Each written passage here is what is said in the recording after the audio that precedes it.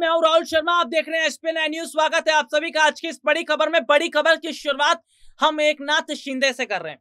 एकनाथ शिंदे ने यह तो बता दिया कि विधायक उनके साथ है। फ्लोर टेस्ट में एकनाथ शिंदे पास भी हो गए। एकनाथ शिंदे फ्लोर टेस्ट में पास होने के बावजूद, मुख्यमंत्री पद संभालने के बावजूद इस तरह से क्यों कहा जा रहा है कि शिंदे जो है वो मुख्यमंत्री पद छोड़ सकते हैं? विपक्षी पार्टियां लगातार क्यों इस तरह की बातें कर रही हैं कि शिंदे ज्यादा समय तक मुख्यमंत्री पद पर नहीं बने रहेंगे और उन्हें मजबूरन मुख्यमंत्री पद छोड़ना पड़ेगा? दरअसल हमने क्या देखा है, महाराष्ट्र में अभी तक सीएम पद की लड़ाई, जो सीएम कुर्सी की लड़ाई है, वो कैसे कैसे कहां तक रही है। इसी सीएम कुर्सी के लिए तो उद्धव ठाकरे ने बीजेपी से खुद को अलग कर लिया था। इसी सीएम कुर्सी के लिए उद्धव ठाकरे बीजेपी के खिलाफ चले गए थे।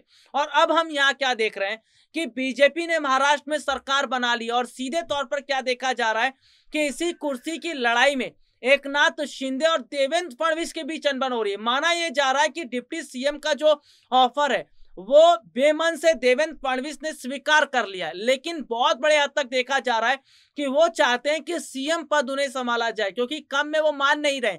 तो क्या आने वाले समय में वो शिंदे के लिए मुश्किलें खड़ी कर सकते हैं?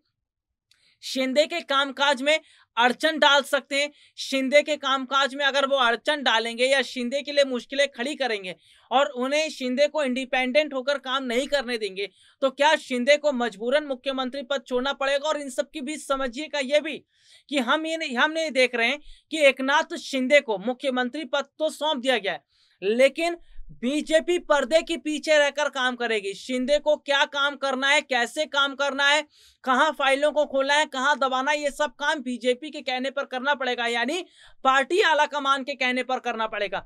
शिंदे जो चाह रहे थे वो दे दिया गया, उनके विधायकों को मंत्री पद दिया गया, उन्हें मुख्यमंत्री बनाया गया। महाराष्ट्र में उनके विधायकों को मंत्री पद की जगह दी, लेकिन अब बीजेपी जैसा कहेगी वैसा उन्हें काम करना पड़ेगा। बिहार से समझिएगा, नीतीश कुमार मुख्यमंत्री पद पर बने हुए, लेकिन काम पर्दे के पीछे रहकर कौन कर रहा है? बड़े भाई की भूमिका में कौन है? बीजेपी।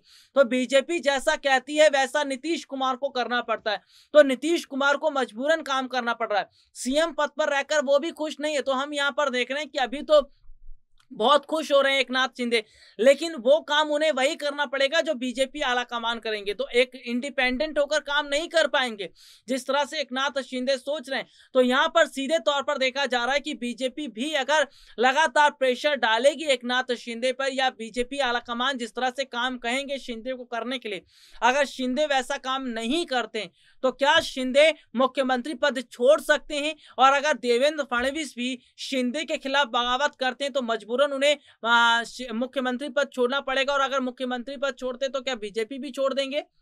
आज के लिए इतना ही। आपसे फिर दोबारा मुलाकात होगी, तब तक के लिए इजाजत दीजिए। नमस्कार।